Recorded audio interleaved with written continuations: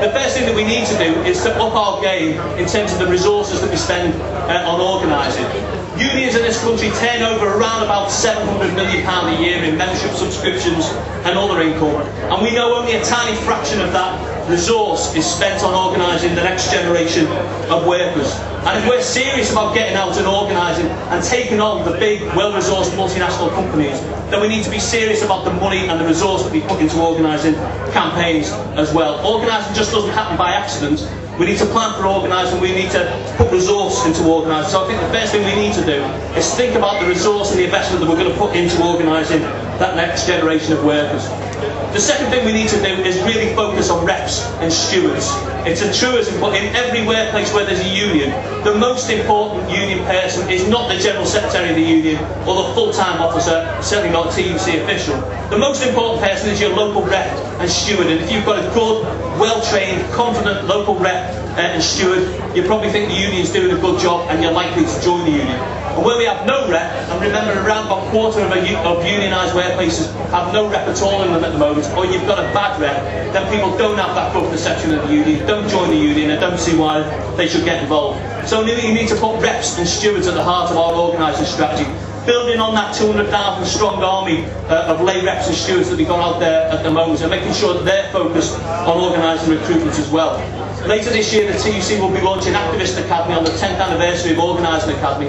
And Activist Academy will be trying over the next 3 years to train 1,000 lay organisers, people working on workplace organising campaigns and projects growing the union in their workplace, but also in their local community.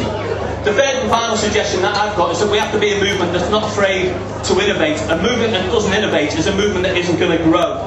A lot has changed since 1834. Sometimes I feel our structures and the way that we organise hasn't. And we have to realise that we're not going to organise the next generation of workers in the same way that we organised this one or that we've organised previous generations of workers. So we need to think about how we use things like ICT and social networking, think about how we build on the work that we've done with vulnerable and migrant workers, new ways of organising workers, linking into communities and faith groups. We need to think about how we build new international alliances and use those international alliances effectively, so it's not just letters of solidarity, it's genuine support for each other and support for each other's organising campaigns. And it means sometimes being prepared to fail and to learn from those mistakes and to share ideas and experience as a movement rather than as individual unions. They're just 3 ideas. I'm sure other people have got many other, probably much better ideas, and it'd be good to get those in the discussion.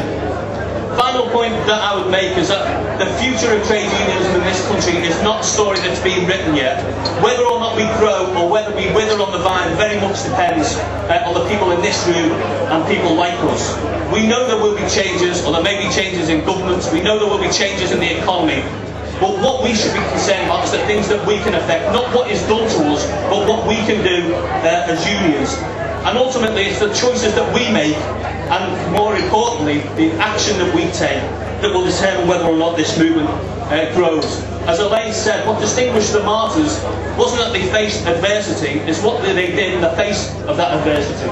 They didn't wring their hands or seek counsels of despair, they organised, and we could do well to learn from that example. Thanks.